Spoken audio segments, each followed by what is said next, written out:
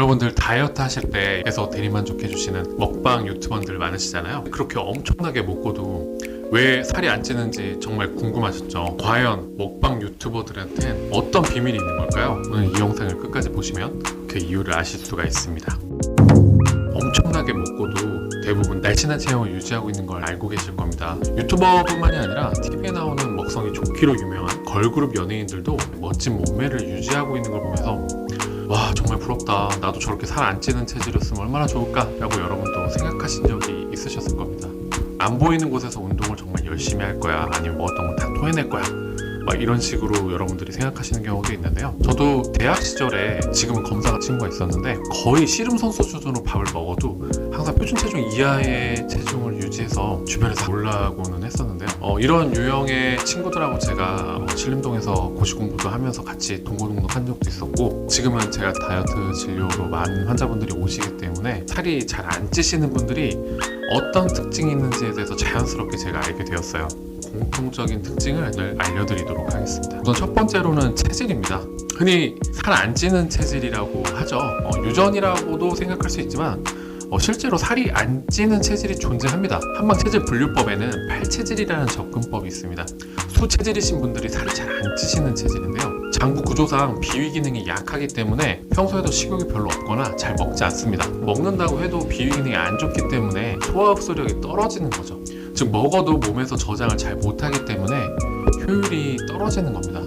하지만 이게 체중을 줄이려고 하는 분들에게는 너무나 부러운 요소죠. 막상 수체질 분들은 위장장애나 소화장애 때문에 살이 너무 찌지 않는다고 불만이신 경우도 있긴 있습니다. 자, 특히 재밌는 거, 좀 알려진 다이어트에 좋은 음식이라고 하는 많은 음식들이 있으시잖아요. 근데 그것들 대부분이 수체질에 이로운 음식들이 많습니다. 현미밥이나 닭가슴살, 고추, 보이차 등등 다이어트에 도움이 된다는 식품 자체가 대부분 수체질인 분들한테 맞는 경우가 많고요.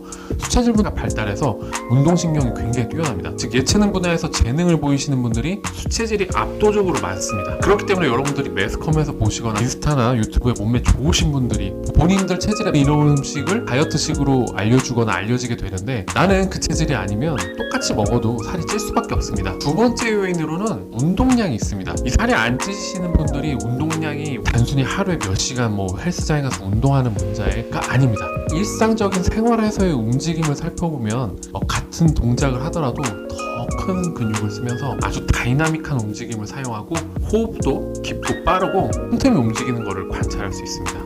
마치 덩치가 큰 코끼리가 움직이는 거랑 조그만 생쥐가 움직이는 거하고 비교를 해볼 수가 있는데요. 같은 환경에서 같은 활동을 하더라도 잦은 움직임이 많습니다. 동선도 굉장히 넓고요. 때문에 따로 운동을 하거나 이러지 않더라도 평소에 본인 스스로가 모르는 운동량의 누적도가 굉장히 높은 편이고요. 첫 번째 특징으로는 장내 세균의 차이가 있다고 볼 수 있습니다. 살찌는데 웬 장내 세균인가 하실 수 있겠지만, 최근에 의학용 장내 세균 문제 다이어트 이슈에서도 아주 핫한 이슈가 되고 있습니다. 서양의 연구에서는 장내 세균 중에 의관균이 많으면 날씬한 편이고 후벽균이 많으면 비만이라고 결론을 내린 연구 결과가, 후벽균이 음식에서 에너지를 뽑아내는 효율이 좋기 때문에 지방을 잘 저장해서 비만이나 당뇨, 심혈관의 위험을 높이는 유전자를 자극하는 것으로 보고 있었습니다. 내 배에 어떤 세균이 더 많은지에 따라서 살이 찌는지 안 찌는지가 결정된다는 얘기죠. 이 연구 결과는 이후에 나라마다 다른 특성을 보이는 것으로 밝혀졌습니다. 여기서 중요한 점은 우리 모두가 장내 세균의 종류와 분포가 아주 다르다는 겁니다. 지문처럼 장내 세균의 다양한 꽃밭을 가지고 있기 때문에 같은 것을 먹는다 하더라도 누구는 살이 찔 수도 있고 누구는 살이 빠질 수도 있다는 점입니다. 하지만 여러분들 실망하지 않으셔도 되는 이유가, 유전과의 다른 점은 장내 세균의 상태를 우리가 노력으로 최적화를 할 수 있다는 겁니다. 즉, 살이 잘 빠지는 장내 세균 환경으로 바꿔주면 되는 건데요.